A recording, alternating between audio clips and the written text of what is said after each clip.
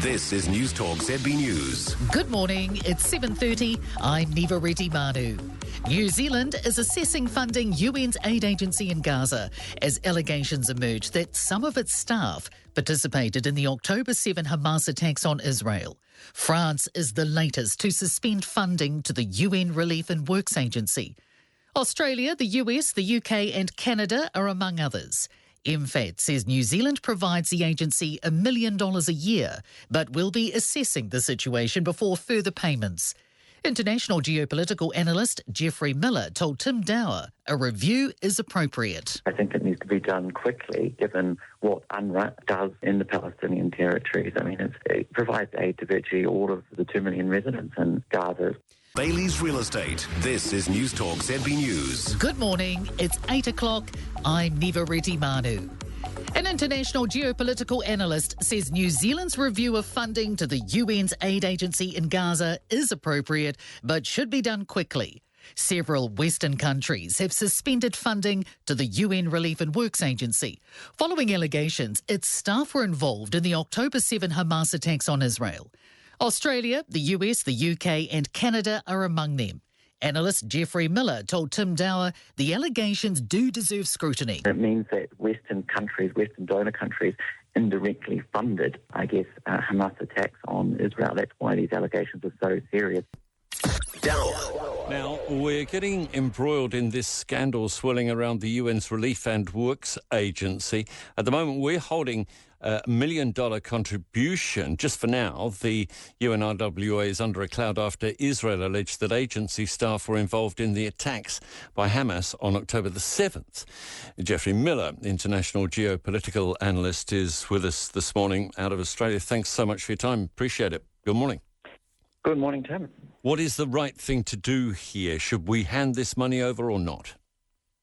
Look, I think a review is appropriate. I think it needs to be done quickly, given what UNRWA, as it's usually called, does in the Palestinian territories. I mean, it provides aid to virtually all of the 2 million residents in Gaza. It's got a huge infrastructure, 13,000 staff in Gaza alone.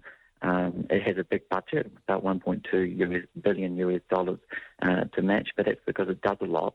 And the other avenues for providing humanitarian aid, the Red Cross, Red Crescent, World Food Programme, very much supplementary to that. So we do need a review. I think perhaps there need to be other safeguards, oversight measures put in place. There's been criticism of UNRWA for decades, particularly from Israel. Obviously it's a war situation at the moment. We do need aid flowing through there. The humanitarian situation is absolutely dire, but that doesn't mean we should be giving UNRWA a blank check here. But would you go so far as to say it's been infiltrated by Hamas? Oh, look, I guess there's a fair amount of overlap between UNRWA's employees and the views of the population of Gaza, which are quite heavily in favour of Hamas. But I think there's a world of difference between having opinions and participating in the attack on October the 7th, and that's the allegation that 12 UNRWA employees, 9 of whom have now been dismissed by UNRWA, which shows you that there is some credence to the allegations that 12 UNRWA employees were directly involved in those attacks, those brutal Hamas attacks on Israel. That is unacceptable.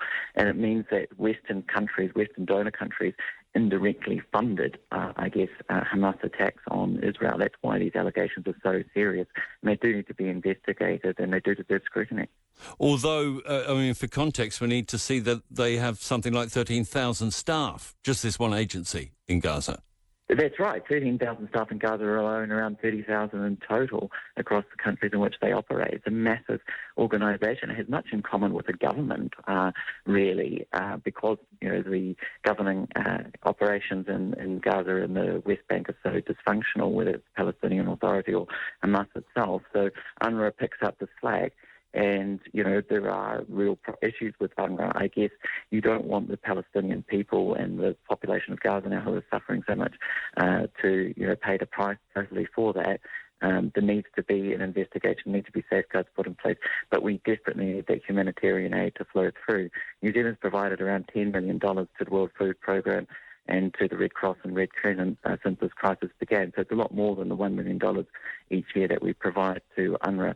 And I guess the other countries involved who have suspended their funding will be looking to provide additional assistance through those other mechanisms. But it's difficult because of the infrastructure that UNRWA has. They're by far the biggest humanitarian organisation in Gaza. Thanks so much for your time this morning. International geopolitical analyst Geoffrey Miller on that situation. For now, at the moment, that contribution of $1 million from New Zealand is on hold pending further investigation. 7:15.